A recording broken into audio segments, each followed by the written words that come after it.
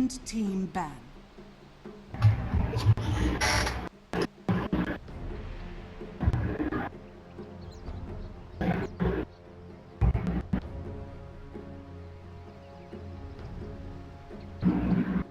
Seconds remaining. 5 seconds remaining. Reserve time.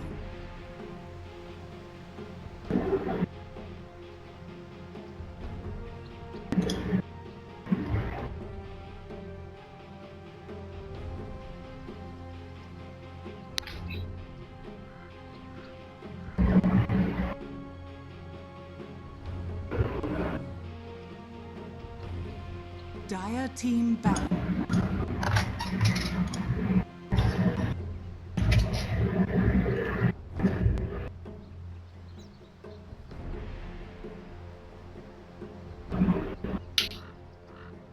All right, welcome back. Ladies and gentlemen, boys and girls, we got game number 2 of this best of 3 series coming at you. Team Freedom taking on Team NP here. NP up 1-0. Pretty decisive victory, to say the least, right here. This is the Dota Pit League season number 5 American qualifier action coming at you. Another first round matchup. A quick look at the brackets here. Just a very quick recap. You see the top portion, EG did take out Complexity 2-1 earlier on today, thus moving on. NP in a spot up 1-0 now to also be moving on, but Freedom trying to prevent that. But you see there, those are the 4 teams in these qualifiers. Again, the overall event is going to be taking place at LAN here for Dota Pit, I believe in the month of January. Going to be happening, and there was only 2 invite teams to this event, that being Wings and DC, of course. So you know, there's a lot of questions like, wait, why not EG? But well, EG has to make it through the American qualifiers, so I bet the other teams though in the America region weren't too happy with that. They have to do them, but yeah, it's a little unfortunate for them, but you know, it makes for a spicy qualifier. Not quite as spicy as FYM's extra hot sauce, not sponsored, but wow, you just did it. Oh man. Have you actually tried it before? No, I haven't. Everybody's like advertising this stuff. They're always posting like memes of like sloths holding hot sauce bottles and stuff. Has anyone actually tried this hot sauce? Everyone just talks about it. I would love to try it. Just saying. Hook me up. Repeat. Yeah, somebody sent me a bottle. Somebody do that.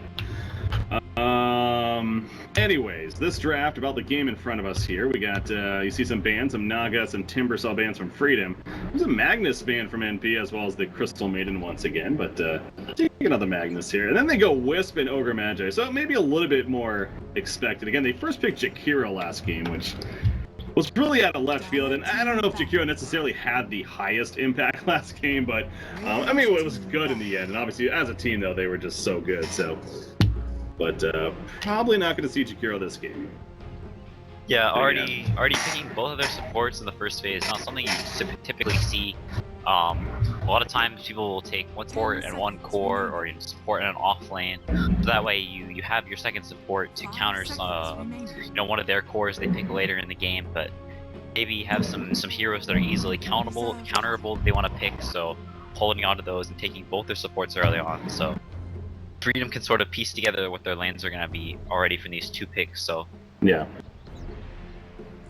Maybe it's a case of also, though, NP maybe not too worried about their opponents here, giving away all that information. Not shit talking for them. I'm just saying, you know, again, that was a pretty decisive first game there, and Freedom, to be fair, they are coming off those couple of roster changes as we mentioned as well. So, you know, the synergy is still being worked on and everything. So, still trying to figure things out even, but. A couple follow-up bans. We have the Bat Rider and now the final one to come from Freedom, or the 4th one even. The Lifestealer and Slark taken out by NP. So what we're left with Juggernaut and Lifestealer. No, Lifestealer ban. That's right. So Juggernaut gonna be all right. For so Freedom. They're gonna 3rd pick Juggernaut. Okay. That's, I feel so bad because it's like I don't even know this guy, frankly. I know that he's a popular streamer and everything like that, but I don't really know him. I've just been told to say this. I shouldn't do that. I'm such a bully. Vengeful ban, huh? All right. Guess he did pretty good last game in the hands of Aoi there. Don't want to give it up again. definitely performed. It's a hero that is quite strong in lane, so it does well versus Sand King. And they are doing an aggressive dual lane, obviously, with these two heroes. So Benj, a hero that does very well versus those types of things, a hero that doesn't mind that much playing a little bit from behind because she can still contribute with the damage or with the stun. So yeah, just standing out a hero that's strong in lane. Aui's particularly good on that hero, and yeah, it's just a nice hero versus the aggressive lane they're putting together with the Sand King and the Undying. Yeah. About 45 seconds here for Team NP on their reserve time, so spending a bit thinking about their own third pick right here. So yeah, this is going to be our last series for today. I believe the tournament in general is set to continue on into, well, I'm not even going to say because I don't even know. I was going to say tomorrow, but I think it's one of those cases they're going to have to kind of figure out the schedule. So keep an eye on that. But there's been the other qualifiers, of course, taking place. The Chinese qualifier is going to be wrapping up here in the near future, actually. So anyways, how about that? Luna into Lich coming out. Interesting. Lich pick. Yeah, Freedom doubling down on this early game, realizing that as far as decision making goes, the NP is probably just going to be superior than them, so trying to win their lanes and play the game from there seems to be their strategy going into this game. So maybe going to do some sort of a dual lane mid with Lich and Tomato and have BSJ playing some sort of a safe laner. That may be their plan. We'll have to see what they do from there. But yeah, the Luna Wisp, a nice combo, bolsters the Luna quite a bit, so those glaives off super fast, a good hero to save the Luna here. It's very squishy and burstable, and also easily gankable, one of the best ways that people play against the Luna. So sort of covering up the Luna's weaknesses and buffing your strengths, definitely what you want to do whenever you're putting together a draft. And now the Storm versus heroes that Storm is quite good versus.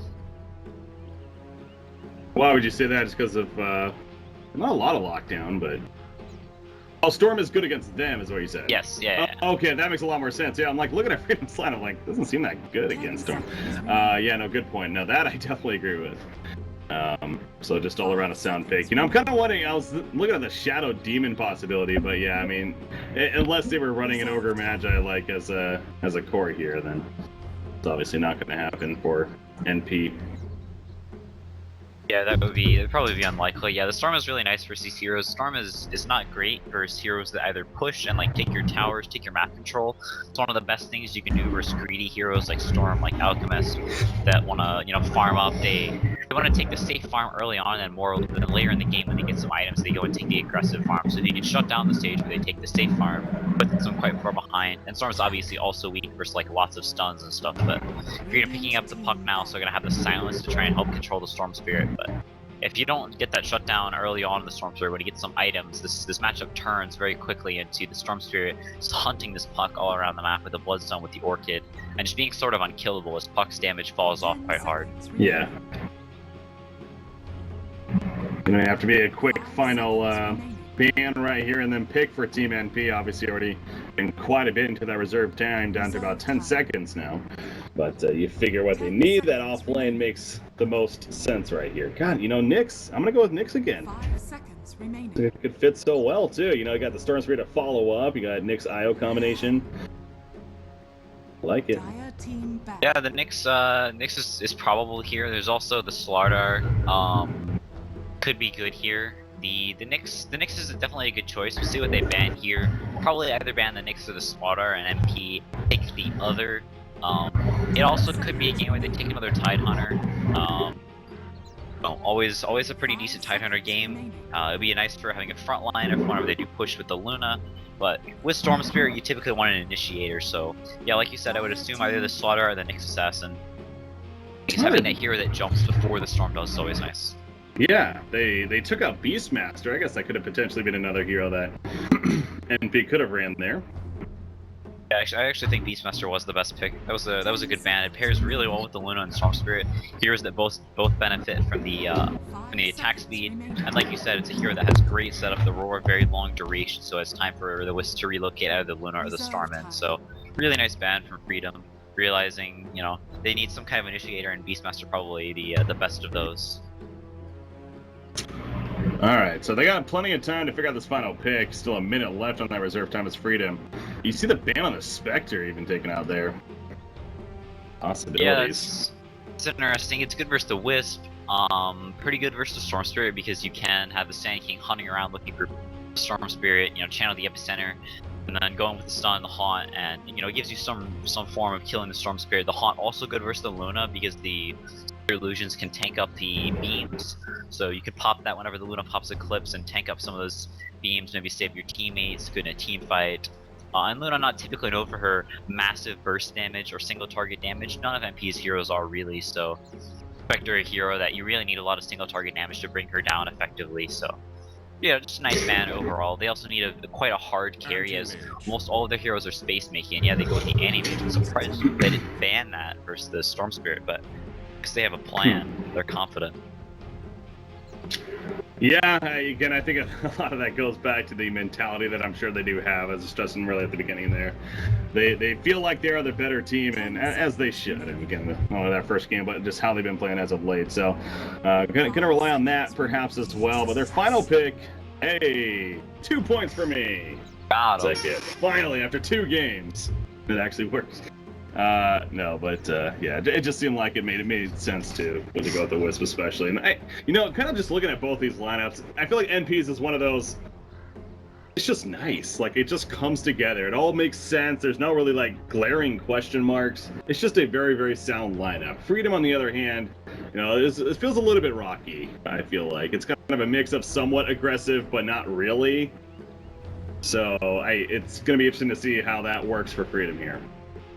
Yeah, they're very committed to winning these lanes. Almost all of the heroes are terrible when behind. Anti-Mage, Puck, Glitch, Undying, Sinking, so they're very committed to winning, like I said, this early game, making sure they win their lanes. They can get up quick Blink Daggers, the Sinking, and the Puck, and make stuff happen, and maybe they'll have a chance, but if they do fall behind early, if the NP gets some good rotations off with this Ogre, then things could turn grim pretty quickly. But we do get the treat of seeing a BSJ Anti-Mage almost as famed as the Arteezy Anti-Mage, so... Yeah, I have a feeling that's not true. I kind of read through your lies right there. Yeah, I will say one thing for Freedom is the wombo combo potential. When it comes to team fights, the glorious ultimates coming together, it's definitely potentially there. So I guess that's like a one strength that is pretty good on the side of Freedom here, between the Dream Coil, the Epicenter, and then you throw the Chain Frost on top. That's what it's called, right? Chain Frost, yeah. Of Lich right there. So definitely a potential. Be pretty big. And then the Mana Void, as you mentioned, going up against the Storm Spirit, especially could be big. Okay, they smoked down the middle lane here. That's Freedom. The ward down. And they're gonna run into Ogre. Oh, cutting back mid. They want to get the Storm. Oh, that's big. Yeah, they're gonna collapse on it. Storm has no clue. And this is gonna be a first blood on the Storm Spirit. That's gotta feel good. Yeah, that's revenge from last game. That was a weird smoke, but they do get him. The Lich skilling up the Q for that, I'm not sure if that was needed or even like worth the kill. So now their bot lane, it looks like they're going aggro try. Is that what they're doing? Maybe the Undying or the Lich will head up. Okay, yeah, so it looks like the Undying is gonna play up there with the Anti-Mage to try and solo zone the next assassin. But yeah, this bot lane is definitely gonna be weakened for the first couple of levels. Oh, NP actually going for an aggro try. They're gonna have to dodge, but the Anti-Mage down bottom. Now, what we just saw there too, though, both bounty runes taken by Team NP. So while Freedom was trying to kind of figure out their lanes, NP actually ends up sniping both the runes. How big of a deal is that? I mean, because I've heard so many different things on that. Like, is that actually a pretty big deal? It's nice, but it's not like game changing. Before, whenever the runes gave XP, it was huge, but now it's like, it's just nice. It's gold. Okay. It's pretty important that your gets one, but since Freedom got that first blood and the Undying is helping out mid, it doesn't really make a difference for Tomato. But it's more important that EE got it. Yeah. Yeah, again, EE getting that first blood himself last game. Falls this time around. Gets first blooded. So a little bit of revenge, like I was talking about there, on the side of Freedom. Got to feel good about that. But yeah, it is going to be this aggressive trailing from NP here at the top lane. Ogre Magi kind of, he blocks the 1 minute spawn right there. So he's just simply using his body to put the blocks out, preventing the pulling from happening as a result. And just kind of small plays like that are just, good to see. It just adds up. That just takes away, effective farm that could be had by Freedom right now with the way this lane's pushed up. So yeah, very well played there. by Ogre, especially knowing how tanky he was, that he didn't feel vulnerable either. Undying's just sitting middle, though, playing Protector to the puck here. Yeah, looks like I was wrong, actually. The Storm wasn't able to get the rune. Looks like he was still coming out of base or something like that, so... Only 1 CS to the Storm right now compared to the Puck's 10. Really getting just crushed by this. Undying putting all this pressure in mid. That's sort of Eagle's specialty. He's a mid-sitter extraordinaire. Skywrath, Undying. Those are sort of his signature heroes, so definitely experienced in the art of mid-sitting. Okay. Gotcha. Learning something new there. As okay, just died a neutral creep, so getting some of that efficiency out there. Ooh, the Courier got a little close right there. Tomato's actually taking some good pressure. He's gonna be fine, but pops the salve there. Just delivered to him. So bottom lane, a little bit of pressure, more so onto Nick's assassin as the top lane. Luna got picked off actually, and now more potentially on Overmatch Icy. Sand King getting low to himself. It's not going to chase as a result, but yeah, able to take out the Luna at the top lane. I was watching action elsewhere. How did that happen? And SPG rotated away to help out EE in the mid, and I guess Aoi just playing a little too aggressive while the Wisp was gone and costing him. It's a pretty bad death, giving the Sand King and the Lich the start they need to win this game. Oh, up here the chase is on. No, he's trying to get himself killed by the neutrals right there, but Luna actually credit for the kill. Getting some revenge, you could say, onto Sand King, so well played there. Able to chase him back, and yeah, Luna, despite that death, she is second in the game of last hits right now, and again has that kill now to work with as well. They're really protecting this middle lane area, though, the runes, especially the Eagle's gonna go down here, but Banner and that still happen to be there. Meanwhile, Lich coming in the middle lane. The Illusory Orb is not gonna be dodged, and Tomato goes in, commits for the kill. Onto EE right there, the phase shift, also SVG, obviously not nearly enough damage to do anything further. In fact, yeah, needs to be careful himself, not to also get caught here in that middle. But middle being controlled by Freedom here, safe to say. Yeah, they're playing this early game like we said they needed to do really, really well. They set up the lanes how they wanted to. The Animage has a 1v1 down bottom, so it's not going to be getting free CS, but it's going to be getting pretty close to that, as they're pretty similar laners. Both of them are just going to farm, maybe not as much as they would before, maybe missing a couple of CS, but you know, pretty similar. But EE getting shut down massively in mid, and only level 3 right now, with the puck almost level 5, so Tomato's going to have quite a bit of kill potential for a long time, so going to have to commit heroes to help EE, which is going to weaken their other lanes, so maybe opening up kills on Luna, but EE is going to go down again. Yeah, being on the uphill over here, not the place to be at all. Even the Tombstone being used by Undying to really kind of zone him out, block him off, and no chance to get away there. In fact, 1437 could also be Death of Decay, and it is enough. Puck secures the kill, and he picks up the double kill, in fact. So, hey, talked about Tomato just before that happened, how he's already such a great start. I mean, now even that much better. The double kill thrown in there.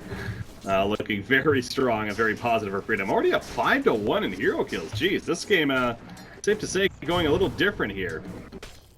Game number 2. Yeah, this is not the kind of start you want to have as a Storm versus an Animage. It's really, really essential in that matchup the Storm is ahead, because if you are behind, this Animage gets some items, and you can just never commit to a fight. Because if you ever do, he just holds his mana void, and then you use all your mana jumping in, jumping around, getting kills, the Animage holds you, and you just sort of nuke your team. So it's really not a position you want to be in as the Storm, and like we said before, this puck just over twice as farmed as the Storm. Really, really costly in this early game for NP. They missed a kill chance here at the top lane, and that Lich definitely would have been dead if 1437 just chose to ignite him instead of the Sand King, but it's kind of a last-minute decision. You can't blame him, obviously, for trying to commit to Sand King when clearly Lich was the easier target as soon as he went around the corner right there. So, missed kill opportunity, but Lich will survive. As bottom lane, they're diving down here onto the Nyx. He's trying to kill the Tombstone. The heal comes out, though. And he pops the carapace trying to survive through this. Is not going to be enough, however, and BSJ will be able to blink away. Yeah, what happened there? It was a nice play from MSS. Right whenever the Animage mana voided, he popped the carapace. Okay. So he didn't get hit by the mana void damage, and tried to mango and stun. But right as he mangoed, he got hit by the Animage. If he had timed it slightly better, maybe he would have even killed the Animage. but not getting the stun off. Radiant's bottom And, you know, tower picking up is that under kill, attack. it's nice rotation from Eagle, but the animage quite low now, may have to go to base, as MSS comes back with full mana, full HP. And having the ult now, he may actually get a kill on BSJ. Trying to let MV take some pressure too, but yeah, he's going to be fine. Well, yeah, bottom lane, as you're saying, BSJ falls back behind the tower. He definitely knows something's up. And so he'll be fine for the time being. Ogre Magi middle, throws the Ignite out. Sitting in the front lines, taking some harassment from Lich himself, but obviously he's going to be fine there. And yeah, it looks like BSJ on the Anti-Mage is going to fall back to base. Making sure he's not vulnerable. Juby, though, I think he's probably dead right here. Vendetta, yeah, it's going to open. There's the Impale. And the mana burn, a couple of auto attacks, gets the job done. So not much you can do there if you Lich. Just simply happen to be the target that was found by that Vendetta. So yeah, BSJ realizing that Nyx was around, that he was going for a gank, but not getting back mid, even though the Nyx was off the map, he wasn't farming the lane, so pretty obvious he's going for a rotation. Just Julie sticking around a little too long, maybe not realizing that Nyx had gone invis, maybe BSJ not calling it, you don't really know, but does get a nice pick me up and has the arcane boots now, so not as easy for BSJ to pull out all his mana, so Nyx can farm a little bit better.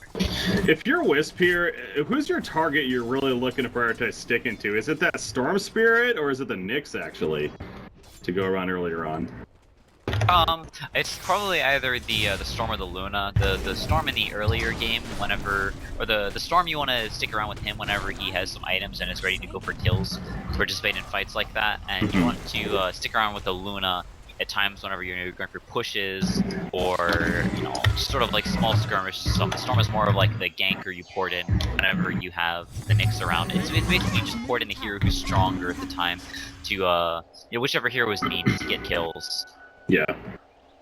Meanwhile, top lane Luna gets picked off, and you gotta say, you know, she's pretty blind up there as far as the vision goes, and that was just simply a rotation coming out. The tombstone put down. She actually killed the tombstone right as she died.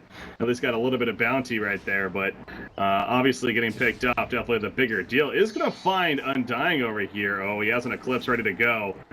Try to run close enough. A beam is not going to connect, though, and Undying will be fine. Top lane, there's action up here. Looks like Sand King is going to get picked off, meanwhile. The chase is on from Lich, though, and the nuke to finish off Ogre Magi. But it was a cost situation for him, however. MSS chasing him back down, and Pills back up. Can he land it? Absolutely. One more auto attack. He almost thought he had it first, but he finishes him off with the second one right there. So nice little back and forth battle at the top lane. But it does feel like NP, you know, the slow start for them, they're starting to come online a little bit, though. I mean, Nyx Assassin, a lot to do with that Vendetta. Now you do have a level 6 Storm Spirit as well, so the Ball Lightning, of course, is going to start becoming more and more of a threat, at least ideally, for your Team NP. Dire's top tower is under Yeah, MSS is really picking up the slack, sort of trying to rescue all these lanes, help at the top lane. Got that kill in the Lich mid, so sort of pulling things back together, and that's what you need to do. Oh. So, bottom lane, this is one of those situations where I feel like in that whatever they're using, TeamSpeak, where he's just yelling out, team, port, anyone, and nobody was coming. He was literally kiting for a good 15 seconds right there, it felt like, and he ends up dying in the end, but so, good chase by them. Oh, they find Storm Spirit in the jungle, meanwhile the Suns, the Dream Coil comes out. Now the Wisp is here to save him initially with that overcharge. However, he's going to end up falling himself, but he did his job, you could say, as he helps to save his teammate, being the Storm Spirit there. Hardly dying after, so well played at least. To keep Storm Spirit alive. It's gonna roam through. Yeah, it's the Storm's starting to catch up a little bit. Is going for the Arcanes build into the Blood Zone, so trying to get that item quick. Instead of going for the more fighting-oriented build in the Treads. Not sure if that's good this game. They may need to get back into the game by fighting, but he does have the Wisp to help him farm, so he's going to farm very, very fast with that Wisp by his side, and has the overcharge to sort of counteract the attack speed loss he would have from the Treads. So going this Arcane's build speeds up his farm, and also makes him able to fight because of the overcharge from the Wisp. And, yeah, it's just nice choice from Envy going for the Arcane Soul, just trying to catch up, going to this bottom lane, looking for some safe farm to catch up, but BSJ not having any of that. Oh man, that was a good attempt from Undying right there, again, really showing that potential of trying to keep Lich alive, but not enough.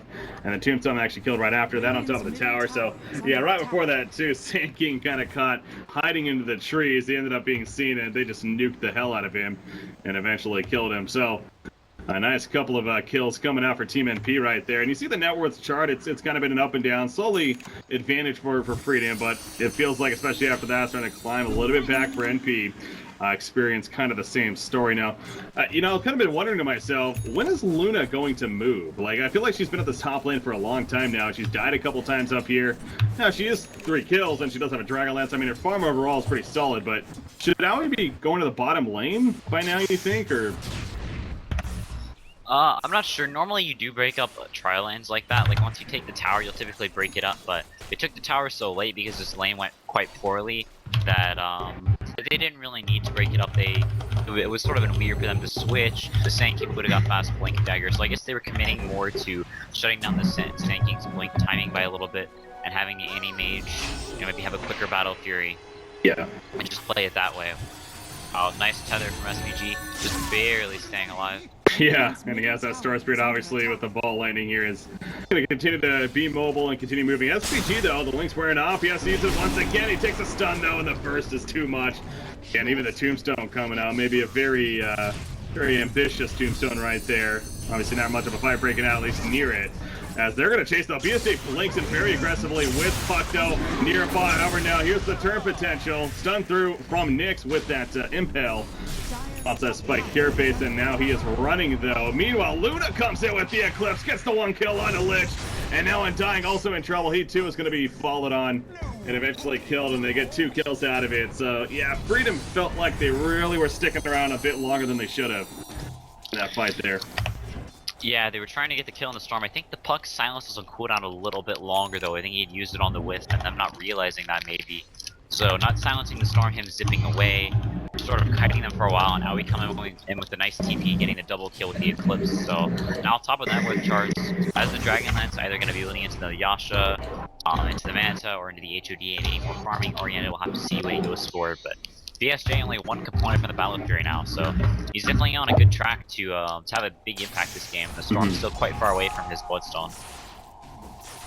Does have a Soul Ring that he just purchased, actually, so going to get that earlier game progress here. Meanwhile, Lich, level 6, has that Chain Frost to use. If he finds a good opportunity, this is not going to be one, as he's going to be opened on yet again.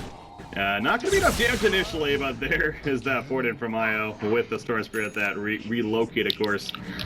And he'll go right back to where he was from in the near future here. So, well played to make sure to secure that kill. I think even without them, probably still would have been a kill, but and he can never be too certain. I'm using that relocate, though, to their advantage. Yeah, it's definitely something you're going to have to worry about this game, is Nyx is just always going to be looking for kills, and you're always going to have a Storm relocating in.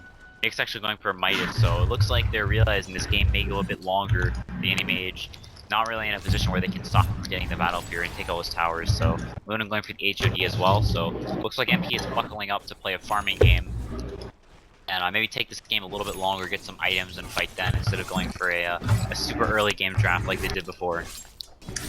Well, if BSG's Anti-Mage is anything like Arteezy's Anti-Mages you're getting at, I think they do want to make sure to take care of business here before that late game kind of comes around, as we saw earlier. So, Blink Dagger onto Ike's Mike here, playing that Sand King, obviously a very crucial pickup for them, and they're rotating towards the middle, so they're being really aggressive here, trying to find some kind of plays. But again, this is what kind of goes back to the draft for me of Freedom, where, you know, they got the Sand King, they got the Puck, which are 2 very aggressive gank-ready heroes.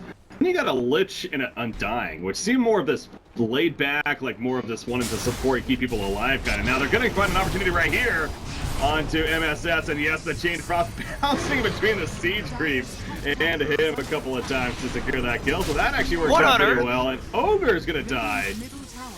What was he doing there? He misclicked his TP. He got coiled and he ported right next to himself. Oh no. So yeah, he just ported right there. Okay. That was... Yeah, he was standing at the tier 1 and he ported to the tier 1 and died. Well, that's something you don't want to do. It's actually hilarious. Do they not just double click the TP to port back to base? I feel like I'm not sure. He might not. He might. Ah, noob, I see. I can teach the pros something early. Yeah, Oh, let's... Oh, Epicenter? What's he going for here? Oh, he steals the rune and he's gonna take out Storm Spirit as well. That was very well played by X Mike. Very well timed at that. Yeah, this Observer Ward up here spotted that whole piece coming along. And he gets a very solid kill. I mean, gotta say, Freedom, this is looking really good for Freedom now, especially after those couple of kills that take place. Bouncing back for them. Yeah, definitely looking considerably better than last game. Although things are starting to look up for MP. Only one piece away from the Bloodstone now in the Storm Spirit, so finally catching up. And oh, yeah, relocate in, and they do get the kill on a BSJ. That's the relocate power that we're talking about. Puck, meanwhile, to the Discord out. You see the Undying pops his ultimate as well, but the Eclipse doing so much damage in that spread. Gets the kill on Undying. The stun there on a Puck at the last second with the beam. Not enough for the kill, though, and Luna realizes she has to pour it on now. Ain't gonna work, though. As you got Sand King stopping that with the girl strike of his. However, Nyx Assassin is able to pick off Puck, but at what cost? The auto attack secures the death onto him. So a lot of back and forth coming out right there. I guess really a 3-for-3 in the midst of it. Anti-Mage going down though. So did Luna, I guess. So yeah, both teams losing their carries. Really just even trades coming out there. Yeah, side. They traded pretty similarly on kills, but Storm during all that time was farming top. He's gonna de-ward this ward now as well, so almost up to that Bloodstone, which is an item you definitely need on this hero. The Puck going down as well is pretty big for NP. Had a big kill streak there, so probably slightly NP favorite exchange. This Nyx Assassin almost, is halfway to the Ags as well already, so definitely something NP is pretty okay with. And the Luna, pretty farmed as well, has the Yasha as well as the HOD now, so after this couple of deaths early on, it started to catch him. Yeah. Oh, progress on the other side. I mean, we know Anti-Mage here. Looks like that Yasha, of course, coming along for the SJ, the Battle Fury. Obviously finished first. We're going to see the Force Staff on Sand King. Be the easy guess right there. And then Puck another 1,200 gold saved up to go with the Blink Dagger, as well as that Veil of Discord. So a little bit of observations there throughout the lineup of Freedom. As far as the other side, you mentioned the Yags almost there for Nyx, who did get the Hand of Midas earlier on. There is the Bloodstone. Finished on Storm Spirit, so eventually gets that, about 18.5 minutes here. For Eternal Levies. Died a couple times this game, so yeah, a little bit slower than you like, 4 times actually, so understandable there. They got a relocate ready to use. Wondering if they're going to maybe try for something, but yeah, they're all grouped up here at the top lane, so not worth it. Yeah, they may look for a fight here though, or at least to defend this tower. Now that the Storm has Bloodstone, they definitely want to start racking up some charges before this Anti-Mage gets so many items that they can't really deal with them, so this Nyx is probably going to go snooping around for a gank. Looks like Luna's TPing up to defend this mid lane as well, so maybe you're going to group up, fight this tower. It's definitely a fight they can take. The Storm now really tanky, and the Anti-Mage without a manta, so not really too many ways to burn all the Storm's mana or kill him before he zips away with the Wisp, with the defensive capabilities of that hero as well. Yeah, really trying to put the pressure here at the top lane. Again, when it comes to team fights, Freedom would not mind doing so with a lot of AoE synergy of their abilities, definitely. Just overall presence in said team fights. Feels like it's pretty good. Not that it's bad on MP side, but that's going to be the strength of Freedom, it feels like, this game. But God, they're being very patient up here. They are really waiting for somebody to poke out. But Eternal Levy, he's not falling for it. He does have the support coming in now with Ogre as well as the Wisp, but I mean, even now they're still just kind of sitting. I mean, they don't see them anywhere else on the map is probably what it is. So they figure, they're probably still around. So it's just kind of funny to see a team just sitting in the trees like this for a good minute almost. Nothing really coming of it. What they wanted to do was defend this tower and then have the Nyx find somebody and relocate and get a kill and then take the fight from there because they know the Anti-Mage can't be there. But ESJ sniffing it out, staying just ahead of the Nyx, one step at a time, so not able to get that relocate gank with the Nyx burst damage. So Anti-Mage just continuing to farm up, almost 1500 away from his meta style now. And the Nyx almost to his Ags as well, so core items getting finished up across the board. And this game is going to come a lot down to this this big fight, whenever that first team fight, 5 heroes from each team taking part in. That's sort of going to decide the fate of this game, because right now things are pretty even, but as this game goes later and later, things are going to start getting really scary for the Storm Spirit. Yeah. Anti-Mage, bottom lane, pushing it out. Now, Nyx is nearby with a double damage rune, actually. It's just about to wear off, though. And obviously, there is support on top of that, so it would be silly for Nyx to try for anything right here. Instead, he's going to scout things out, and you'll notice that, well, Sand King happens to be nearby, and there's another support even in a Dying also coming in, but ports in from NP. Oh, they're looking to make a play of this Vendetta opening on a Sand King. The appeal comes down. The Storm Spear follow up. Undying is here. Not going to be able to save him, though. And now Undying, the one in some trouble. Throws down the Tombstone, if anything, to distract them. As look at the Anti-Mage with those illusions. He jumps in the Mana Void to secure that kill. Onto the Nyx Assassin. So really not the worst exchange for Freedom. In fact, fairly even as far as Nyx for the Sand King there. Yeah, trading offliners, the Storm gets a Bloodstone charge, which is nice, but not the fight that MP was looking for. They want to find a fight where they can get a lot of Bloodstone charges, shut down this Anti-Mage, but Freedom playing the split game, forcing them to just farm and look for fights with this Nyx, but sitting behind the Anti-Mage, turning the kill around, and breaking basically even. Podcast, the Invis here is going to make the escape. Tomato, very well played on his part, using the Blink Dagger after the Illusory Orb and getting the distance. Obviously, the Invis rune helping with that, but ultimately makes the escape. Top lane, BSJ should be fine. Yeah, Star Spear's not going to remotely even risk anything right here. He just kind of goes in and quickly runs away. The tower will be destroyed, and then he blinks away. Puck, though, jumps in with a Dream Coil, and the Drain Frost now coming out. Will it bounce more than once? No, it will not. Well played right there on the spread from NP. However, the chase now continues. Tombstone put down. Ogre Magi on the run. Bloodlust himself, and he'll be good. In the background over here, what is that about? Nyx simply gets caught in the background in that flank position, so he goes down, and Freedom may keep this push working now. Yeah, they already have the Tombstone, so they may back out and just push out the lanes, not taking any risks. And it looks like that's what they're gonna do. Frida has a very strong timing coming up where the Anti-Mage has a Basher, gets close to the Abyssal, and the Storm and Luna haven't gotten to critical mass yet. If they can hit that timing really well, hit it right on the head, then Freedom is gonna have a really, really strong window where they can take fights quite well. Past that window where the Anti-Mage has, you know, the Basher, the Abyssal Blade, and they can burst heroes, the game is going to start getting more and more into NP's favor. So they have a window where this Anti-Mage is going to be extremely strong. But past that window, the Storm and the Luna are going to start to scale a little bit better than just this Puck, who's not a great scaling core. The Nyx is going to get items, has almost the Aghanims now, so it's going to get progressively harder and harder for Freedom after that crucial timing. But they definitely have a very good shot at taking this game. Yeah, no, it's one of the first game we really kind of set things up, and just the way the feelings a lot of people had going into it, including ourselves. So this could be, you know, a fairly quick or 2-0. I mean, obviously not going to lie there, but this is definitely Team Freedom definitely making a statement themselves that they cannot be overlooked. They're here to play and pull out a victory, and right now they're in a good spot here to take game 2 and force a third game. If things continue to work in their favor. The Aegis on top of that for Anti-Mage. Of course, a big to have there. There is the Axe for Nyx. At least they have that now. He throws out the Burrow right away, in fact. Here in the middle lane, but I mean, that's good. It looks like the Orchid's also coming along for Storm Sphere now. Be another big pickup. 4,000 gold on Owie. So what do we think Owie's getting here? Probably a Butterfly. BKB is nice this game for him at some point, but in a game like this, it's probably going to go pretty late. You want to get the BKB as late as possible.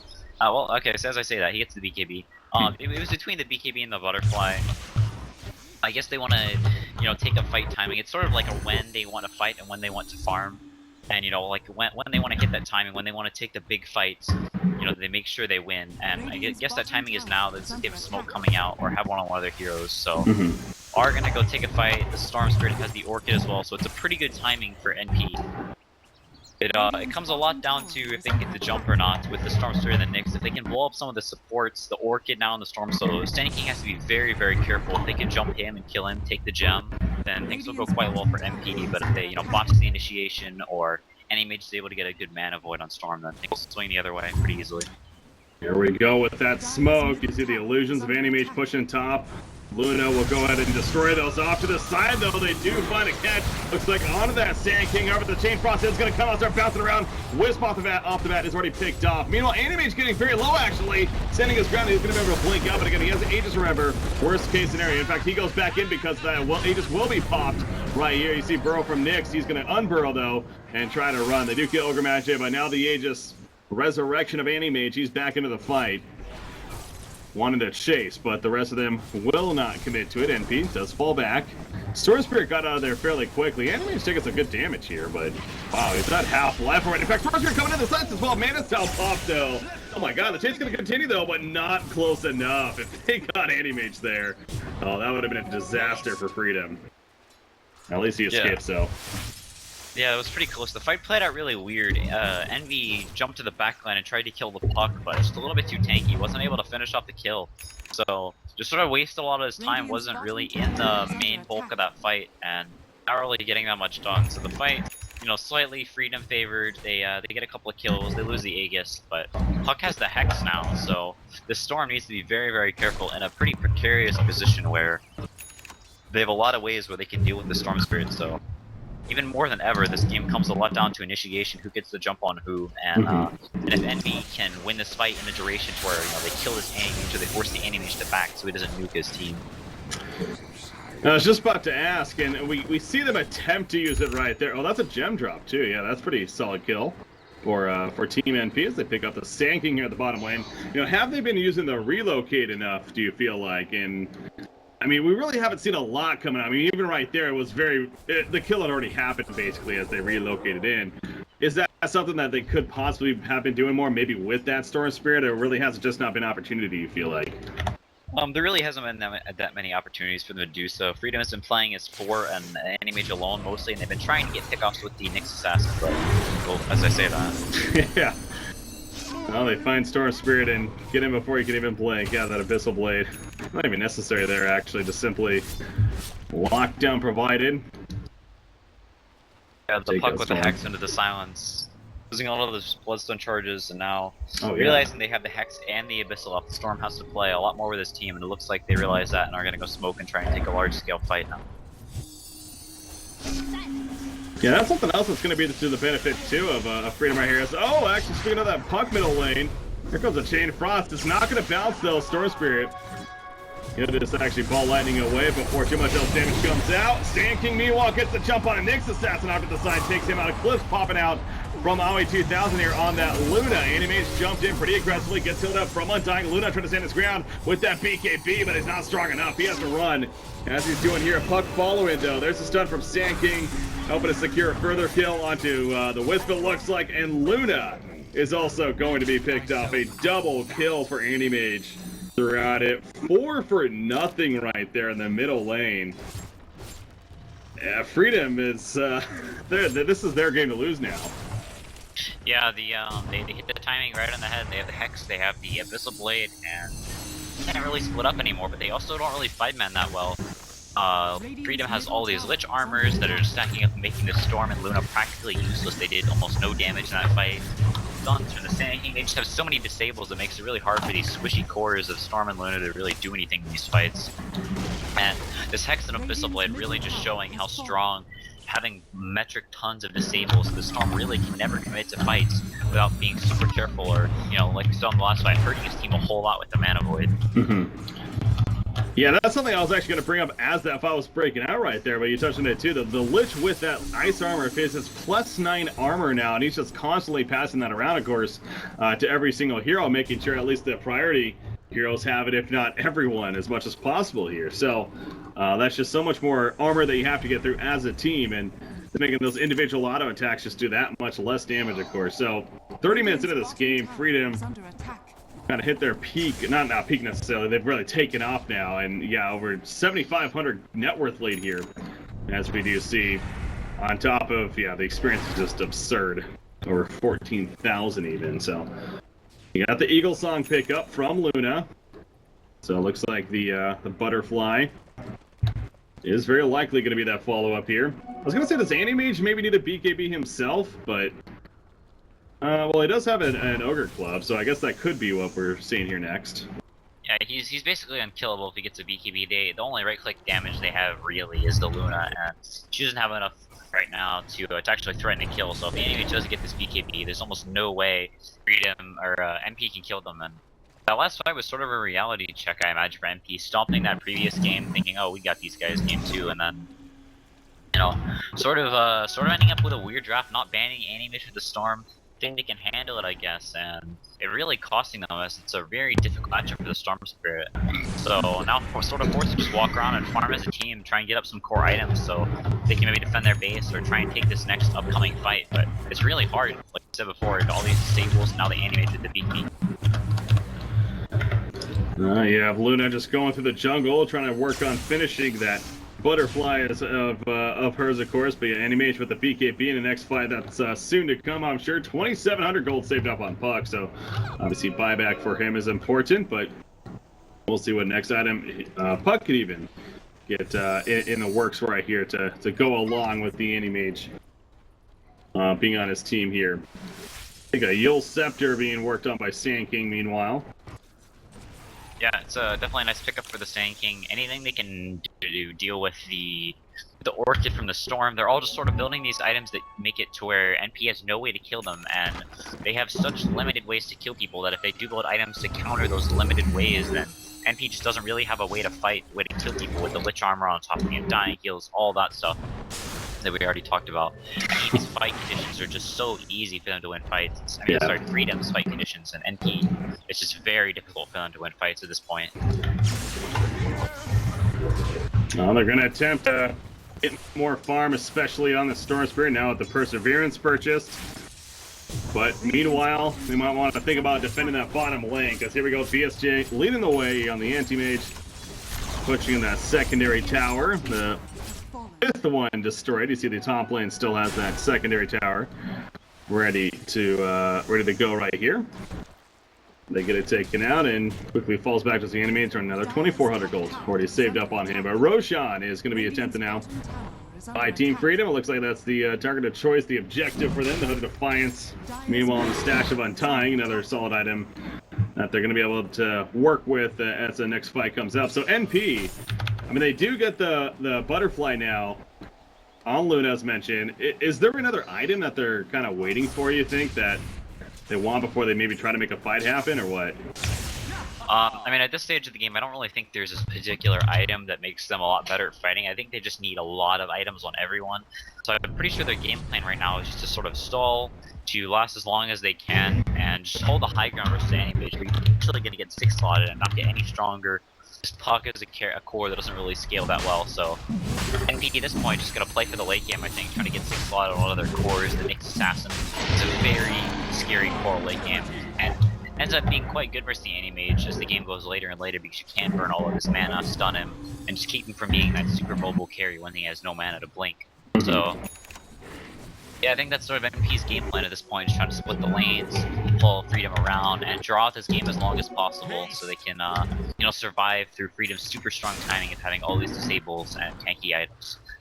Speaking of tanky items, the Puck Shivas now as well, so him building up on top of that armor with the Lich Armor, almost 40 armor now, so crazy tanky. Yeah, that's definitely a big pickup to have for him. Talk about the Lich on top of that, so not the easiest target to kill. Really is no one on this Freedom side across the board. And that kind of goes back to, you know, I was bringing up that point earlier, but obviously it's worked out for Freedom. But that's where it was a little bit funky with the synergy of Freedom with the aggressive play. But it's worked out enough to now that we are in this later game state that both Lich and Undying are providing kind of this surviving supporting cast, and they're also not necessarily squishy supports themselves. So you don't have really any easy pick across the board here if you're Team NP to maybe feed on, at least just start the recovery game. But this top tower, it's gonna fall here. I mean, fortification gonna be used, just delaying what is the inevitable, though, as Aoi 2000 will go through the jungle and the bottom tower down here himself to maybe get some split push going. It also has the illusions on the middle lane right there, but they are going to need to defend their base, as Lincoln Sphere is finished by Storm Spirit. So this is a big fight, really, to kind of tell us, is this Freedom really making the statement trying to win this game, or can NP hold? That's the question. Storm Spirit going in, pulls in. Meanwhile, Burrow's in the background.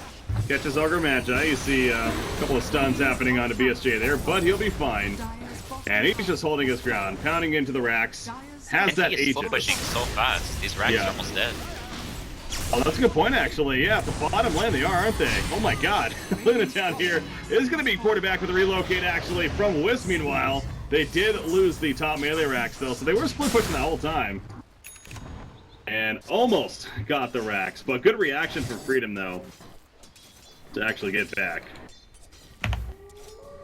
Defend right there, but are they going back in? They certainly are. Yeah, the relocate coming back in with Storm Spirit. They catch Lich. Meanwhile, Lich is going to fall right here, and the ranged racks is probably going to be picked up. In fact, here comes Luna.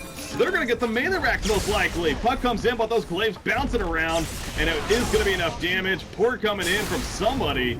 That would be actually Nick's assassin with those bots of his. He gets done immediately, though, by the Burrow Strike, and he is probably regretting this decision right off the bat. Spike Carapace being used, though, gets the stun off, the Impale to follow.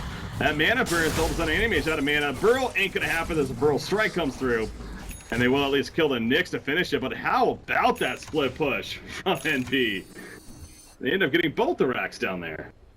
Yeah, realizing the BSJ had treads, no bots yet, so just outmaneuvering them, forcing them to come back, leaving the ranged racks still alive top, which is not too big of a deal, but it's something nice. And then porting EE back, Aoi buying bots because he didn't have money for bots, so bringing back the person who couldn't get there on their own, and having all three heroes there getting the racks, getting a couple kills as well. So NP with that maneuver actually in a reasonable position right now, but Freedom is still very, very strong as a 5-man unit, so it's going to go and try and take down these buildings again. Yeah, this is the game that definitely could, it's kind of setting up to be almost, it feels like, to be one of those more epic kind of finishes, the way that split push takes place right there. But yeah, you got Freedom now, once again grouping up against mentioned the Aegis onto Anti-Mage.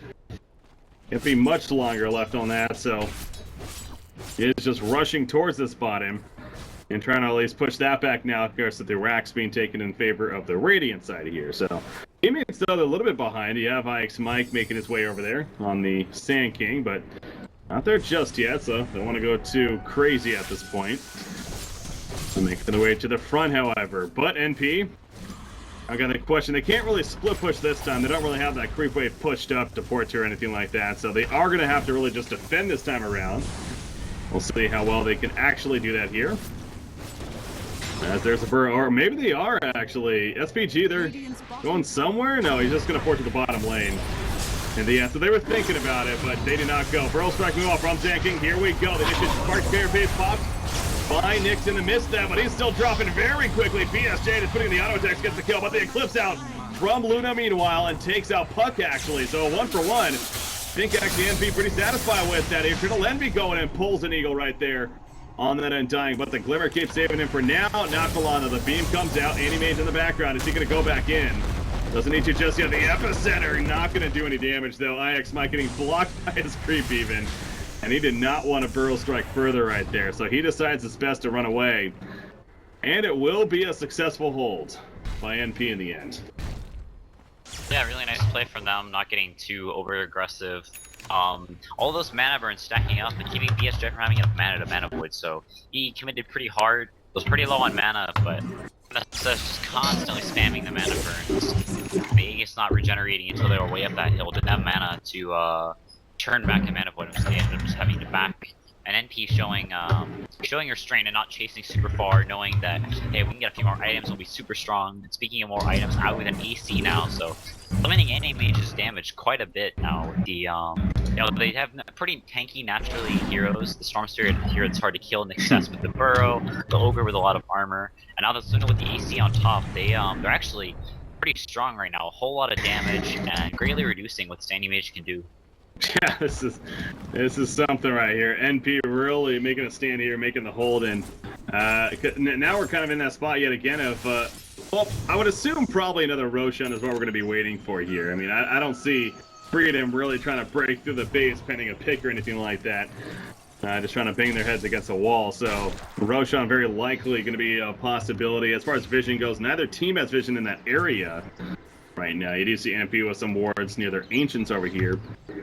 To see anyone maybe coming through with some gank possibilities, but other than that, pretty dark on the map right now. But yeah, and then there's also the possibility to relocate for some backdoor presence as Luna's going somewhere. Okay, just back to base, so not a big deal there, sending the illusions out. Yeah, in games like this where it slows down a whole lot, you quite often the team with the better scaling supports does really well in these fights, and Lich as a hero scales just terribly into the late game. His only good spell late game is Ice Armor, and it's sort of past its due date as NP has quite a few attack speed items now. The Ogre has the Bloodlust he can give to everyone, so this Ice Armor not really doing that much. So now the most useful thing Lich has is a Glimmer Cape, and any hero can have a Glimmer Cape. So Freedom basically playing 4v5 at this point. The Undying still reasonably useful with Tombstone. You know, forces them to attack, it wastes some attacks, but whereas NP supports, you know, have this Bloodlust that increases all of their damage. He has Stun, the Wisp, Overcharge, Relocate, always going to be massively useful, as well as the movement speed, the Luna, if you're buying a few too. So NP supports, as this game goes longer and longer, just really help the cores excel compared to Freedom supports. Oh, they need to get back now. Wisp and Luna up here. Yeah, the chase is on. Sand King, that Burl started with the Axe, but he missed. Beautiful tether from Wisp. He's going to be taken by the Yules, though, and I think that's just pretty much giving up. That, if anything, it make them chase him. And so, good decision right there from the Wisp. Who, yeah, he is going to eventually die right here. Meanwhile, Aoi 2000 still running. There is the Abyssal Blade Stump. He's pretty far up here, though. Although that team support is now coming in. The Shivas as well. Luna going to be bursted down. And Mana Void to secure that. So now Luna does have a buyback, but good chase by Animage, actually. What does that prove to be? They catch him, and now double damage also up here, too. I believe they're going to spot right here. So this should be picked up by Animage or given to him somehow. Yeah, you see the ping's coming out. And he blinks right back towards it, so. Yeah, they're probably going to have to expend this buyback on Luna. Either that or pull off some miracle stalling with the Nyx just stunning people over and over again. Because getting just overextending, staying there a little bit too long, and P looks like he's not going to try and cut the waves. Looks like he's hitting bottom to start the split push, and sort of having conflicting thoughts. OE is looks like he's gonna zip from the backline, but Dire having that ward, seeing where he is, they may actually be expecting this to be able to jump him. But yeah, they're just going to the middle lane, actually, and now they're going full force. In fact, in the background, they jump really far in on that Nyx Assassin. However, they don't get the kill on him. He's turning that Burrow for the time being, gets another Impale off. The stun with the spike. Kerberos is actually going to survive, and Puck's in trouble. Gets the Illusory off at the last second and able to port with it, and manages to live. Nobody dying there. That's unbelievable. There's the buyback onto Luna finally happening. But that will be enough to secure off Freedom, of course. But wow, I mean, several heroes getting so low right there. And actually all surviving in the end, but at least, again, NP does hold. Granted a buyback used onto Luna. It's for 6.5 minutes now. It's going to be down. Yeah, NP picking up a couple of smokes as well as Freedom, so everybody realizing how important this Roche is right now. Whoever gets the Roche may even decide who wins this game, as it is very, very close right now. So looks like they're going to smoke over to that area, maybe try and get a pick off and then secure the Roshan for Aoi since he doesn't have that buyback. Yeah, there is cheese on it as well. So yeah, both teams understandably heading to that direction. The scans coming out, and actually, NP headed right up towards the middle lane. So maybe they're willing to trade right here. If they want to go for Roshan, NP's saying, you know, we'll destroy your base in the meantime. So this is an interesting decision from NP. Also maybe going for a pick, and they're going to find one right here. The Vendetta opening on a Puck. That's going to be a quick pick right there. Buyback is ready for Puck, but obviously they give away their position, but it's still a very worthy kill. It's what they wanted out of it. Burrow strike initiation though. Nyx Assassin dropping fast. The auto attack from Animage is so strong. He did pop the BKB right away. He also catches Ogre Magi and gets the kill on the hand. So a 2-for-0 really there as far as that fight taking place. And Puck did buy back, by the way.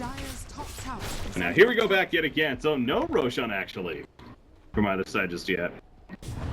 Yeah, the Nyx Assassin does have the buyback. Oh gosh, they had the ward there. He may get caught here. Oh my gosh, are they going to actually secure this kill? That comes out. They absolutely are.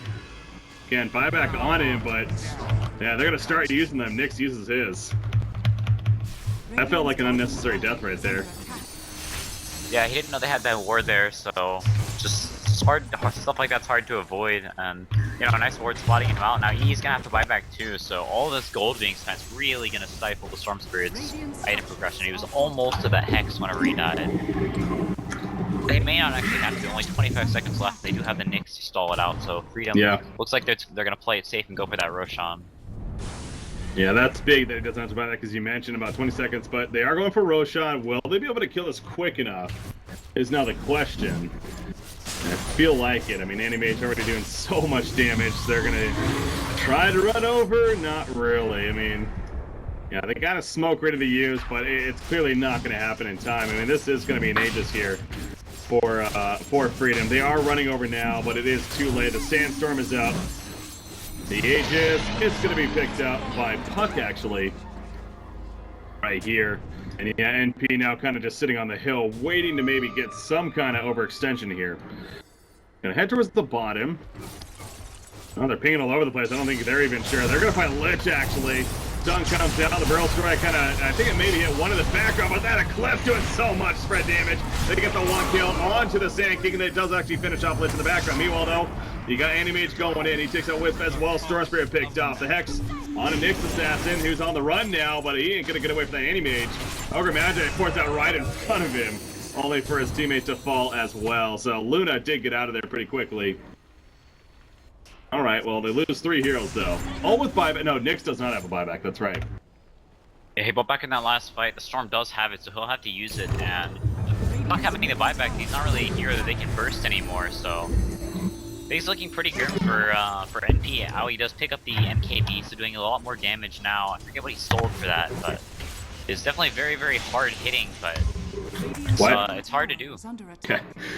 Star Spirit flying on through. Getting brought back right there, so there's the racks though going down, and the range racks to follow, so they basically have to give it up there. You mentioned without Nyx, not really worthy of holding. Well, they do lose the middle racks now, but the game will kind of reset here for Freedom. The Aegis, you mentioned on a Puck here, still has that, so kind of fall back, get bigger and better items if they can. I mean, if you're Anipich here, he does already have the Moonshard buff as well. It's, you know, what else can he get really at this point? Does he get rid of the Battle Fury? He can get rid of the Battle Fury and go for something like a Mjolnir and then like drop, I don't know, things sort of get weird now. He may drop his Butterfly for an AC now that the Luna has an MKB, but the Storm still doesn't, so he actually just keep it. It sort of depends on what NP goes for and what he thinks is best, but he's definitely going to save for buyback, so not really going to buy anything right now. Yeah. But NP is sort of in a rough position right now because they can't really fight outside the base, so they sort of need to just sit around and wait for Freedom to make a mistake, maybe dive too far into the base, but that's not really what you want to be doing whenever you have a Luna. You want to be moving towards their base, you want to be pressuring their buildings, and they're just in a spot where they have to sit back, and the game is on Freedom to lose. They don't NP. It's not really an NP's control to make like aggressive moves. They may try as the LTV back to base may end up going for a smoke or something, but they don't really have a ward to smoke to. In these late game fights, it's really important that you have these deep wards up. You can see where someone is, maybe head for a pickoff, but Freedom still having that gem on Sand King, having it for a while. NP doesn't have any of those deep wards, so not really anywhere they can easily smoke to and find a pickoff. So not a great position for NP right now. Yeah, you can just tell from their vision, of course. Obviously, it is very, very dark right here. You have Nyx is scouting things out, but as we see, not going to be able to find anyone. Maybe find a double damage rune, which would be nice. No, he's porting back, actually, so figuring maybe they are elsewhere, and he'd be correct. Freedom is, in fact, in the Radiant jungle currently, moving on through with their own smoke, trying to catch somebody. They're going to catch some illusions there of Luna, but no real heroes as they've all fallen back to the base now. So into the base they go. Perhaps the game final push if Freedom is able to play this well enough. Coming out right here. Yeah, they did pick up the Hex on Envy, so another way to lock down this Anti-Mage once PKB wears off. Maybe a way they can take this fight by just focusing down this Anti-Mage. Well, there's a stun to start it off right there. Sand King, some in the background as well. He gets the Burrow Strike off, but Storm Spirit's flying around, so using the Hex on the Sand King, actually.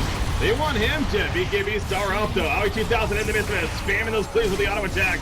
Doing so much damage with the Eclipse as well. Anti-Mage getting fairly low, but he's able to blink out beforehand. Nobody dead, are you kidding me, throughout all of that? Unbelievable. But the racks are dead, so Freedom, they're like, we're fine with that. That's good. Yep, they just chilled, they didn't overextend. The Anti-Mage hit the buildings, didn't go for heroes at all, and the other heroes making space for the Puck going in, sort of messing around, wasting EE's time, so wasn't able to jump the Anti-Mage, popping BKB at just the right time, getting out. So Freedom only 2 range wrecks left, and those are pretty easy to break down as they don't heal, so Freedom in a very, very commanding position right now. As long as they don't make any major mistakes, they should be able to steal this game out.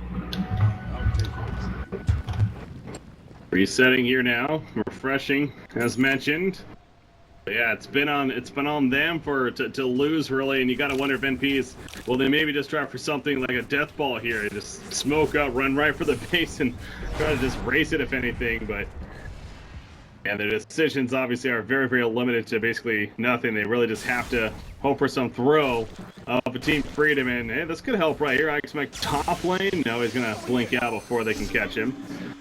So I had a little bit of an opening there to make a gank at least, but unable to come through with it. So we'll instead continue to farm and any bit that they can nearby. Meanwhile, Freedom moving as a team up here. They're circling basically exactly where they are. Stormspirit goes in, he immediately blinks away though. The ball landing off to the side. The Pearl Strike just missed Nick's assassin, but I don't think he's getting out of this one. He popped the Spike's Carapace.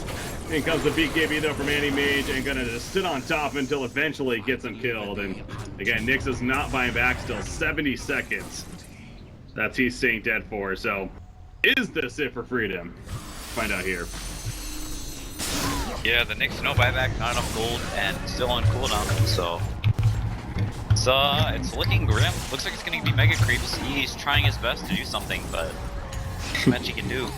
Yeah, he just deals with the sheep, but obviously that doesn't really do too much. Luna just charges in, but again, Freedom's playing it very smart. The BKB yields, they're just going to let it reset right there before going in themselves. So now we have BSJ. He's ready to fight once again. Well, looks like the Chain Frost coming out, only bouncing once though, so minimal damage. But there's the Mega Creeps. And now Dire will fall back and kind of let the game take care of business for them. As the creeps start pushing now. Yeah, NP has a lineup that can deal with Mega Creeps for a very long time, maybe even indefinitely with the Luna, the Glaives, the Bloodlust, so it is possible for them to defend the base, but whenever Freedom comes knocking at their door with 6 slots on everybody and, you know, buybacks on everyone, it's gonna be very hard pressed to defend their base versus that. So we'll see what their plan is. They may end up going for some sort of a death ball down the mid lane. Yeah. How he shoves this top lane as far as he can with the match style illusions. Some things on the courier. How he's going for satanic looks like. So tanking up a little bit, but NP in dire straits right now.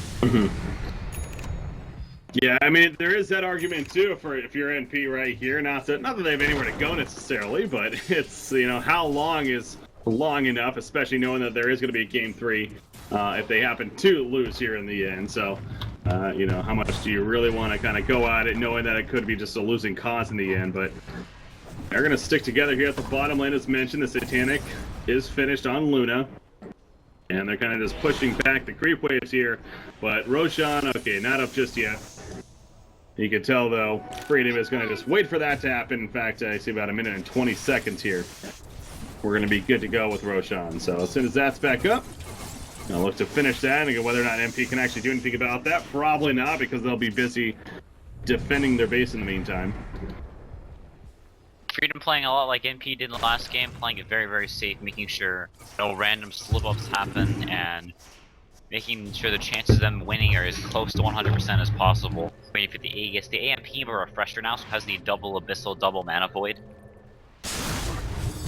Oh, almost got. Yeah, Star Spirit gets away just in time, flying all over the place. Needs to escape those four Bloodstone charges, not the most attractive. Not where you want to be with that item, but obviously it's been a struggle here. Those 8 deaths, unfortunately. How's that graph looking? Yeah, it is the biggest it's been. No surprise there for Freedom. It's over 20,000 gold, so. Yeah, it kind of makes you wonder, you know, almost thinking about the next game draft as well for possibly NP. Is there anything here where they feel like that they, I mean, the Anti-Mage is the final pick. Like, that's what you sound like you were really a fan of for Freedom and kind of opened up the doors there against NP. But, I mean, they're not going to ban that here, right? So. I mean, if you pick Storm, you should ban Anti-Mage, because they fourth pick the Storm, right? And they just assume they could deal with the Anti-Mage. It seems a little cocky to not ban Anti-Mage whenever you pick Storm. It's probably the hardest Storm counter in the game. Extremely hard to deal with them. They'd be getting a little too big in their britches, thinking they could deal with it, or they didn't need to, and they could deal with something else. ban on some other carry. I don't remember what they banned, but definitely coming back to bite them this game. They banned Spectre. That's right. Talking about that there. Yeah, so maybe thinking about that a little more in the next game, but yeah, definitely you got to give credit, of course, to Team Freedom here, like we're talking about. I mean, after that first game especially, and just the matchup going into it, I don't know if many people would have given them a chance here in this matchup, let alone a game, but they're on the verge of taking a second game, or taking game number 2, I should say, and forcing a third game here in this best of 3 series. As there's the Roshan kill. Now they have the Aegis on Animage, and they're going for what you can only assume to be would be a final push if everything kind of works out here for Team Freedom. So NP, can they actually defend against this and continue to delay? We're gonna find out as they're pushing in. There's the Burrow Strike initiation. BKB Papa Animate, he's just going full yellow mode here. Just really wants to put the pressure on. Meanwhile, the background Undying taking some damage from Star Spirit, but now Star Spirit going to be X himself. Science on top of that. They catch Ogre Magi as well, and he goes down. The Eclipse is bouncing around. A lot of spread damage though.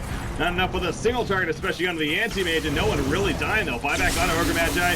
They do lock down anti-mage now. They might actually kill him right here. Remember, he has an Aegis though, so he's going to be coming right back up. But the get anti-mage support is all still alive, however, throughout this. And they use quite a bit to do this. There's the Hex immediately as it comes up. Time to follow. Get us a multi-cap proc out of that. The Impale. He just doesn't get low enough, though. He's more than fine. Meanwhile, the creeps doing work onto the base throttle. Those mega creeps. So this whole distraction of NP now realizing, oh crap, all our towers are dying. And Turtle Heavy, though, he does get a double tap off to the side. And Andy Mage running out, gonna again let the creeps kind of do their work. But NP is gonna ultimately hold this off for the time being. Granted, there are buybacks on both Puck and Sand King. And they might get Undying, but he should have a buyback as well, I believe. Even if he falls right here, so yeah, fights like that are very small steps in the way that MP can win this game. They need to get 6 slotted on the Storm. They need to get 6 slotted on Nyx. And contrary to popular belief, Animage in the super late game is not a very good hero, as he has a lot of damage, but it's only a lot of damage if he can actually stick onto people. Whenever you have tons of Force Staffs, Ghost Scepters, Glimmer Capes, it's actually hard for him to lock onto somebody and kill them. And his stat gain isn't amazing. You know, it's actually pretty poor. So if this game does go super late and they get 6 slots on all of their heroes, Freedom eventually will start to fall off. But it's well, he's talking about the World Series there, yeah. Oh, they want to say of what? Of what? Look at those nerds over there. What's going on in the real world? Yeah, that's kind of funny though. It's like, here they are, like, ah crap, now we gotta play a third game. But see, I think that's even more to the argument though. If you're NP, it's like yeah. How uncultured can you get? I don't even know how to play baseball. What is Tomato. baseball? I mean, to be fair, he is from South America, so. Oh yeah, okay, that's a little more understandable. Well, he picking up the BKB now, so has 10 seconds of the Animage not really doing anything to him, sort of invulnerability. The only issue is they are low on damage, but how are we trying to counter that? Picking up the Daedalus now has the MKB and the Daedalus, so actually hitting for quite a bit of damage. Jeez, yeah. Freedom definitely has the capability to botch a base push pretty hard now. Do get a little antsy, a little impatient, and overthink their strength. And it looks like they're gonna go smoke into the base, try and find a pick off, force a buyback, and maybe back, or take it from there if the hero doesn't have buyback. But this could turn into NP favorite if they can save the hero the Animage jumps on. I mean, everyone does have buyback in this game other than Ogre Magi, well, as far as timer at least. I mean, everyone really, other than Undying on the Dire side, does have buyback as well. So again, even if they happen to die here, so come back up and just to make a play. But yeah, they are going to go in, as mentioned. Trying to sneak on in here. Nyx setting up already with that Burrow. There's the Burrow strike, though, to take out the Burrow. Strikes down that Burrow. Wisp, meanwhile, tethers away. Caught by PSJ, however, and he will be bursted. He is not buying back. And the creeps are moving in. Luna Offside Satanic, gonna be fine for the time being. The Chain Frost meanwhile bouncing around. Drop several heroes back here. A lot of damage on the Ogre Master. He will fall. The epicenter on top. And he goes down with his Nyx Assassin teammate. Nyx does buy back immediately though. Storm Spirit in the background. They do not have a kill yet onto Freedom. Luna just really keeping her distance with these auto attacks on all the creeps. But again, the crits are popping up here and there. Triple Lemon jumps back in. BSJ is getting low, and it is going to be enough to take him out. He has that buyback, though. Uses it immediately. And good games are actually being called. They do take out Luna. Luna buys back, though. The Glaive still bouncing around. So those kind of mixed feelings right here. Is that offensive GGs? It looks like it is, actually. Anyways. Somebody canceled it. Oh, yeah, like there was like a last second. Maybe there's hope. No, there's not, guys. There's not. They almost fake GG. That was like a little bit of fake GG.